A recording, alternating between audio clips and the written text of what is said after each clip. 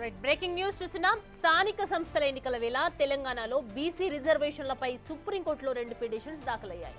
వంగ Gopal Reddy petition వేశారు. ఎల్లుండి supreme court పిటిషన్పై ఎల్లుండి విచారణ జరగనుంది. ఇదే అంశానికి సంబంధించి జాగృతి వ్యవస్థాపక అధ్యక్షుడు మాధవరెడ్డి కూడా పిటిషన్ వేశారు. ప్రతివాదులుగా తెలంగాణ ప్రభుత్వం, తెలంగాణ ఈసీని చేర్చారు.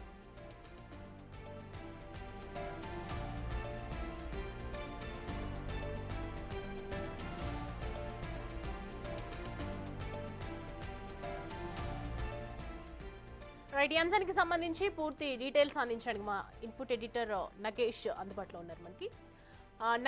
నగేష్, చూస్తున్నాం స్థానిక సంస్థలు దగ్గర పడుతూ ఉన్నాయి. ఈ టైంలో సుప్రీంకోర్టులో 2 పిటిషన్స్ దాఖలు అవ్వటం ఏ విధంగా చూడాలండి?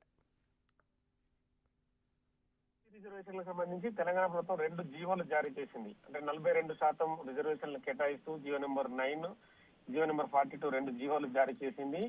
ఆ జీవోలకు సంబంధించి ఇంతకుముందు ఒక బిల్లును కూడా ప్రభుత్వం ప్రవేశపెట్టింది. అసెంబ్లీలో తీర్మానం చేసిన తర్వాత చర్చకు పెట్టింది. చర్చలో కూడా అందరూ మంత్రులతో పాటు ప్రతిపక్ష ఎమ్మెల్యేలు అందరూ పాల్గొన్నారు. తదుపరి ఆ బిల్లుని పాస్ చేసిన తర్వాత గవర్నర్ జిష్ణుదేవ్ వర్మ కూడా ఆ బిల్లును పంపించింది.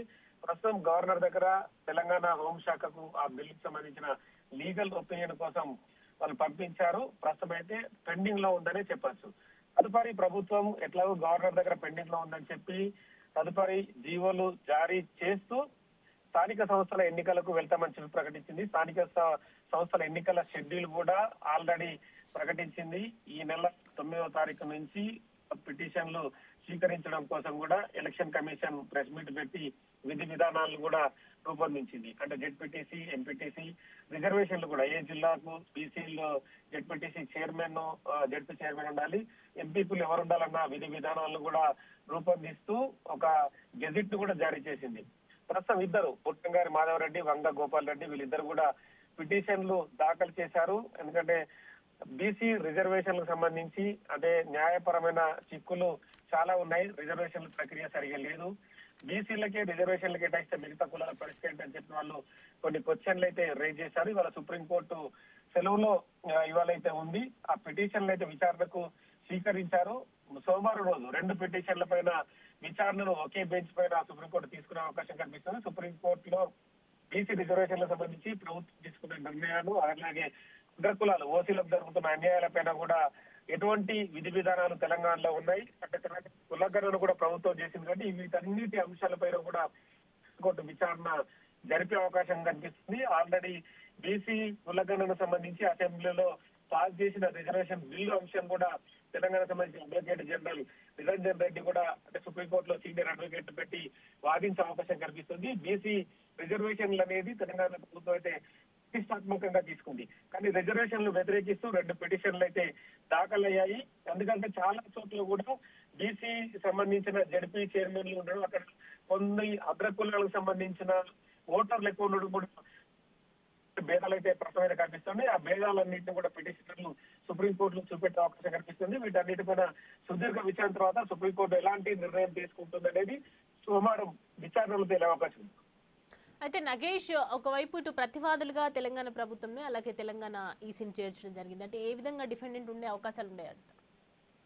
అంటే ఎలక్షన్ కమిషన్ ఆల్రెడీ నోటిఫికేషన్ జారీ చేసింది కాబట్టి కంపల్సరీ ఎలక్షన్ కమిషన్ అనేది వాళ్ళు ఖచ్చితంగా ప్రతివాదులుగా చేర్చారు. Election commission already press meet పెట్టి తాము ఎన్నికలకు ముందుకు వెళ్తున్నాం, ఎన్నికల ప్రక్రియ ఉంటుంది అంటే 9వ తారీఖు నుంచి వాళ్ళకి సంబంధించిన వాళ్ళు ఎవరైతే అభ్యర్థులకు సంబంధించిన వాళ్ళ అప్లికేషన్లు తీసుకోవడం, తదుపరి 3 విడతలుగా ఎన్నికలు నిర్వహిస్తామని చెప్పి ప్రకటించిన నేపథ్యంలో ఎక్కడెక్కడ ఎలా జరగాలి, అక్కడ ఉన్న బందోబస్తు వ్యవహారాలకు సంబంధించి కూడా ఒక ప్లాన్ ఆఫ్ యాక్షన్ అయితే రూపొందించుకొని ప్రెస్ మీట్ పెట్టింది. అందుకే ఎన్నికల కమిషన్ కూడా ఇందులో ప్రతివాదులుగా ఉంది. ఇక ప్రభుత్వం అయితే డైరెక్ట్ గానే ప్రతివాదిగానే ఈ కేసులో ఉంటుంది. ఎందుకంటే ప్రభుత్వం అయితే తెలంగాణ సంబంధించిన దేశంలోనే మొదటిసారి బీసీ రిజర్వేషన్ బిల్లును అమలు చేశామని చెప్పారు కాబట్టి ఆ బిల్లు అయితే గవర్నర్ దగ్గర పెండింగ్ లో ఉంది. జీవో ద్వారా తెలంగాణలో ఉన్న బీసీలకు న్యాయం జరగాలి. ఎందుకంటే రాజకీయంగా, ఆర్థికంగా వాళ్ళంతా చాలా నష్టపోయారని చెప్పి ప్రభుత్వం చెప్తుంది. ఈ క్రమంలోనే 2 బీసీకి సంబంధించిన జీవోలు జారీ చేసింది. ఆ జీవోలు చెల్లుబాటు అవుతాయా లేదా అన్న అంశాన్ని కూడా సుప్రీంకోర్టు పరిగణలోకి తీసుకునే అవకాశం కనిపిస్తుంది. ఎందుకంటే చట్టబద్ధత ఎంతవరకు ఉంది, జీవోల ద్వారా ఒకవేళ జీవోల్ని సుప్రీంకోర్టు సస్పెండ్ చేస్తుందా లేదా అనేది తదుపరి అంశంగా చూస్తే మాత్రం మిగతా విషయాలకు సంబంధించి మాత్రం సుప్రీంకోర్టు మాత్రం విచారణలో చాలా అంటే ఎక్కడెక్కడ ఏ అభ్యర్థుల్ని అంటే ఏ జిల్లాకు ఏ జిల్లాలో బీసీ జడ్పీ చైర్మన్ ఎన్ని జిల్లాల్లో ఉన్నారో అక్కడ ఇతర కులాలన్నీ మామూలుగా మిగతా కులాలన్నీ అవన్నీ కూడా ఖచ్చితంగా విచారణలో చిత్తం అవకాశం కనిపిస్తుంది. ప్రతివాదుల నాయకులు కూడా ఎక్కడెక్కడ మిగతా కులాలకు సంబంధించిన రిజర్వేషన్ ఏంటని కూడా వాళ్ళ విచారణలో చెప్పడం కనిపిస్తుంది. మొత్తం ఓవరాల్ గా బీసీ రిజర్వేషన్ అమలు ప్రక్రియ సంబంధించి మాత్రం ఖచ్చితంగా సుదీర్ఘ విచారణ జరిగిన తర్వాతనే సుప్రీంకోర్టు డిసిజన్ అయితే బయటకు వచ్చే అవకాశం ఉంది.